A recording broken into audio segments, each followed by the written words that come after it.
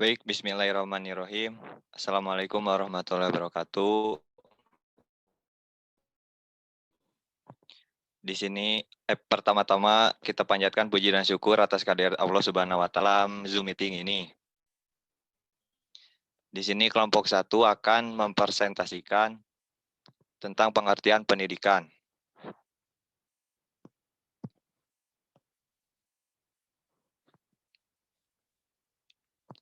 Tentunya kita semua sudah tahu pendidikan itu apa. Tapi kita tahu nggak apa sih pendidikan itu? Ya, mulai dari siapa? Dari Nizar dulu. Boleh.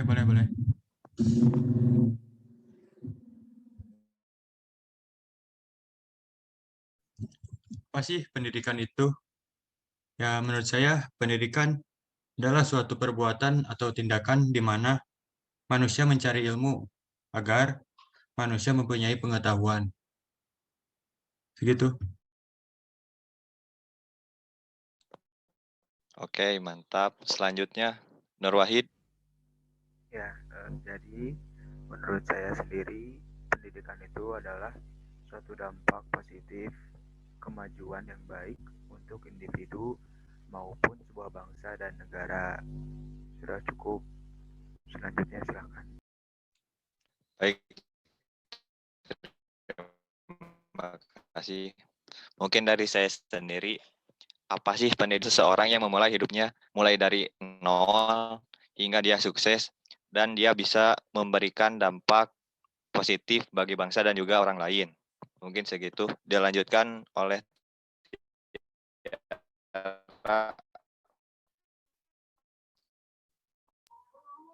Menurut saya, pendidikan itu adalah suatu prasarana mentransfer ilmu antara seorang pendidik dengan peserta didik. Terima kasih. Baik. Yang terakhir mungkin dari Faiz. Baik, menurut saya, pendidikan adalah proses memanusiakan manusia melalui berbagai ilmu pendidikan atau ilmu pengetahuan. Terima kasih. Baik, terima kasih Faiz. Selanjutnya,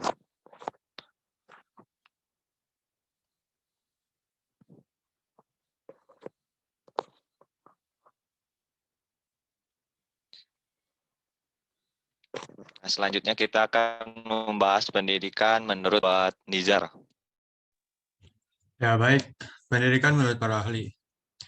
Yang pertama, menurut Profesor Dr. Imam Bernadid, pendidikan adalah usaha sadar dan sistematis untuk mencapai taraf hidup atau kemajuan yang lebih baik. Yang kedua, menurut M.J. Langeveld, pendidikan adalah suatu usaha dalam menolong anak untuk melakukan tugas-tugas hidupnya agar mandiri dan juga bertanggung jawab secara susila. Yang ketiga, menurut Ahmad D. Marimba dan Mahmud 2012, pengertian pendidikan adalah bimbingan jasmani dan rohani untuk membentuk kepribadian utama, membimbing keterampilan jasmania dan rohania sebagai perilaku nyata yang bermanfaat pada kehidupan siswa di masyarakat.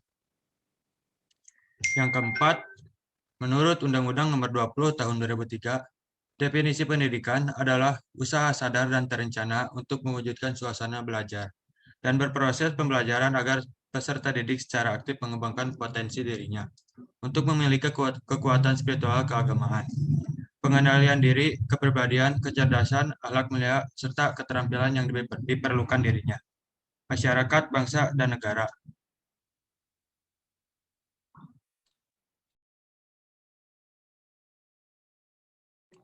Enggak, dilanjut. Baik, ada fungsi pendidikan. Yang pertama, mempersiapkan masyarakat agar dirinya dapat mencari nafkah dengan lebih mandiri. Yang kedua, proses membangun serta mengembangkan minat ataupun bakat dari peserta didik, baik itu kepuasan pribadi ataupun demi kepentingan masyarakat umum. Yang ketiga, sebagai sendiri. Yang keempat, proses taatnya dalam kegiatan demokrasi. Yang kelima, sebagai proses transfer atau pemindahan budaya atau adat istiadat dari generasi terdahulu ke generasi selanjutnya.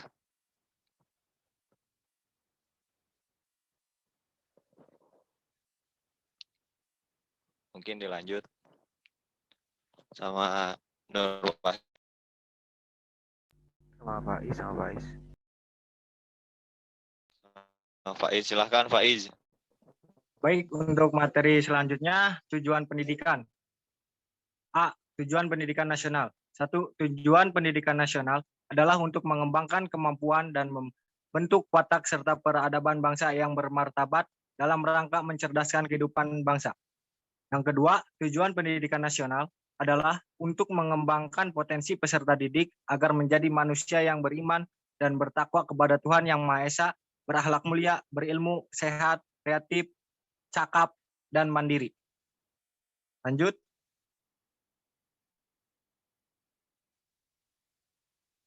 B. Tujuan pendidikan menurut UNESCO. 1. Learning to know atau belajar untuk menguasai. 2. Learning to do atau belajar untuk menerapkan. 3. Learning to be atau belajar untuk melakukan sesuatu. 4. Learning to live together atau belajar untuk hidup bersama. Terima kasih. Mungkin pada sebelumnya, Pak Nur Wahid. Nah, di sini saya ingin menjelaskan sedikit gitu tentang learning to know. Learning to know atau belajar untuk menguasai. Kita sebagai pendidik tentunya tidak hanya mempelajari sesuatu ilmu, tapi juga harus menguasai suatu ilmu tersebut. Terus yang kedua, learning to do, belajar untuk menerapkan. Setelah kita menguasai ilmu tersebut, kita berusaha untuk menerapkan ilmu tersebut ke dalam kehidupan ataupun yang lainnya. Terus yang ketiga, learning to be, belajar untuk melakukan sesuatu. Nah, setelah menerapkan ilmu tersebut, kita harus melakukan sesuatu terhadap ilmu tersebut. Dan yang terakhir, learning to live together, belajar untuk hidup bersama. Karena kita manusia adalah makhluk sosial, jadi kita tidak bisa hidup sendiri dan berusaha untuk hidup berdampingan dengan yang lain. Mungkin segitu, Pak Nur ya.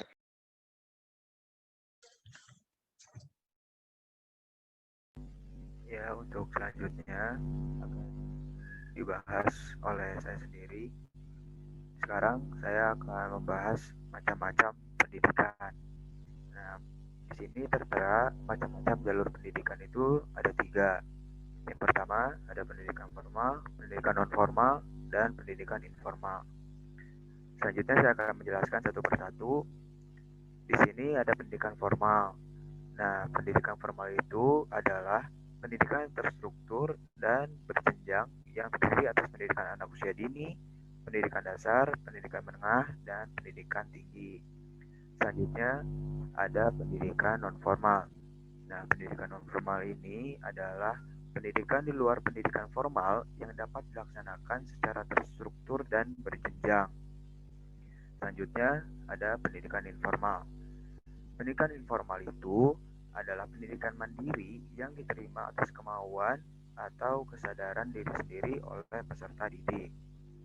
Selanjutnya, di sini ada jenis-jenis pendidikan. Yang pertama ada pendidikan umum. Di sini saya akan sedikit menjelaskan. Pendidikan umum adalah jenis pendidikan dasar dan menengah yang memprioritaskan perluasan pengetahuan yang diperlukan oleh peserta didik untuk melanjutkan pendidikan ke jenjang yang lebih tinggi. Yang kedua, ada pendidikan kejuruan. Pendidikan kejuruan adalah pendidikan menengah yang mempersiapkan peserta didiknya terutama untuk bekerja dalam keahlian bidang tertentu. Yang ketiga, ada pendidikan akademik. Pendidikan akademik sendiri adalah jenis pendidikan tinggi dengan program sarjana dan pasca sarjana yang berfokus pada penguasaan disiplin ilmu pengetahuan tertentu sesuai dengan bidang yang dipelajarinya. Yang keempat, ada pendidikan profesi. Pendidikan profesi ini adalah jenis pendidikan tinggi setelah program sarjana untuk mempersiapkan peserta didiknya menjadi spesialis suatu profesi atau menjadi seorang profesional di bidangnya. Yang kelima ada pendidikan vokasi. Pendidikan vokasi adalah jenis pendidikan tinggi yang memiliki sistem untuk mempersiapkan peserta didik agar memiliki pekerjaan dengan keahlian terapan tertentu. Yang keenam, pendidikan agama. Pendidikan keagamaan adalah jenis pendidikan mendasar, pendidikan menengah, dan pendidikan tinggi dengan tujuan untuk mempersiapkan peserta didiknya agar dapat menjalankan peran penguasaan pengetahuan dan pengalaman seputar ajaran agama untuk menjadi ahli ilmu agama. Dan yang terakhir ada pendidikan khusus. Pendidikan khusus ini adalah pendidikan yang diselenggarakan untuk melayani peserta didik secara khusus atau peserta didik yang memiliki kecerdasan luar biasa yang diselenggarakan secara inklusif atau bergabung dengan sekolah biasa. Cukup sekian dari saya, dilanjutkan oleh Tiara.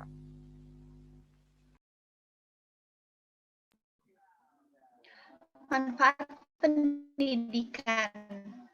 Yang pertama, mengetahui suatu ilmu. Yang kedua, belajar mengerjakan sesuatu. Yang ketiga, belajar memecahkan masalah. Yang keempat, mengembangkan diri dan lingkungan. Yang kelima, belajar bekerja sama. Yang keenam, menciptakan generasi penerus bangsa yang unggul. Yang ketujuh, mendapatkan gelar untuk karir. Yang kedelapan, belajar tentang sebab akibat. Dan yang terakhir, membentuk karakter bermartabat dan berbukti pekerti luhur.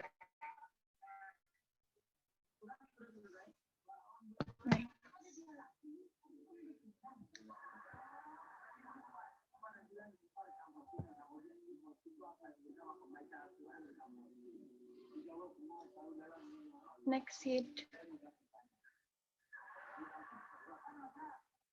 Masalah pendidikan di Indonesia. Seperti yang diketahui di Indonesia pendidikan kurang merata dikarenakan akses menuju wilayah-wilayah yang pelosok di Indonesia. Yang kedua, kurangnya fasilitas dan kuantitas guru. Di sini juga disebabkan karena kurangnya pemerataan seorang pendidik di setiap wilayah Indonesia. Yang ketiga, lingkungan dan pendidikan di luar sekolah kurang mendukung. Dan yang keempat, manajemen dan visi pendidikan yang berubah-ubah. Terima kasih.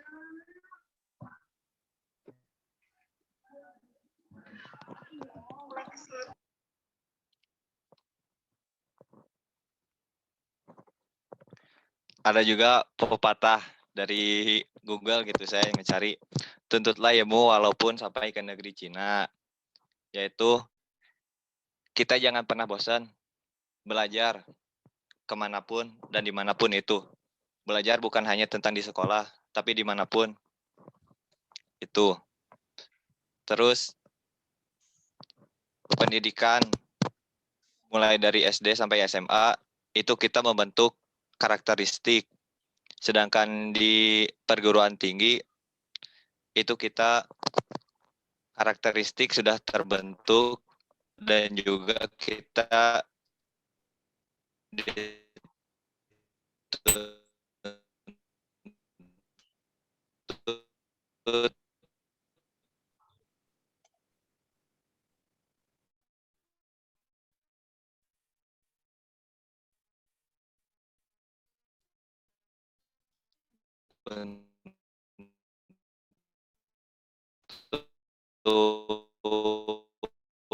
untuk Suaranya putus. mungkin sekian, barangkali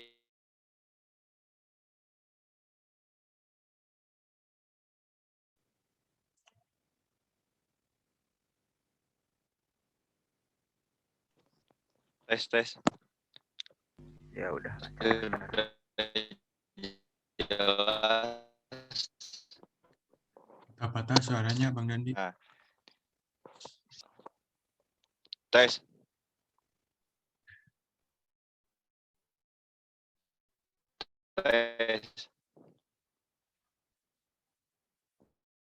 Masih patah-patah.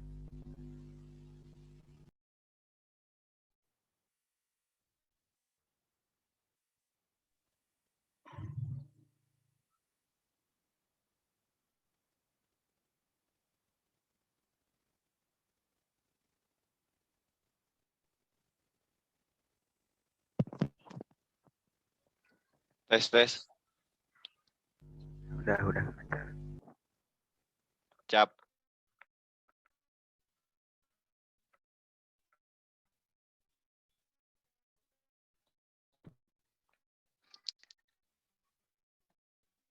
Ada kata pepatah yang itu berarti menurut saya kapanpun dan kapanpun itu.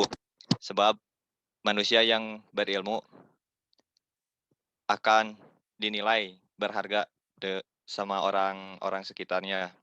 Mungkin sekian. Barangkali yang lain ada yang mau menambahkan dari materi tersebut. Sepertinya sudah cukup jelas. Tinggal ditutup aja. Baik, kalau begitu. Sekian presentasi dari kelompok 1. Mohon maaf apabila ada kesalahan tutur kata dalam penyampaian. Wabillahi taufiq wal hidayah. Wassalamualaikum warahmatullahi wabarakatuh. Waalaikumsalam warahmatullahi wabarakatuh. Waalaikumsalam warahmatullahi wabarakatuh.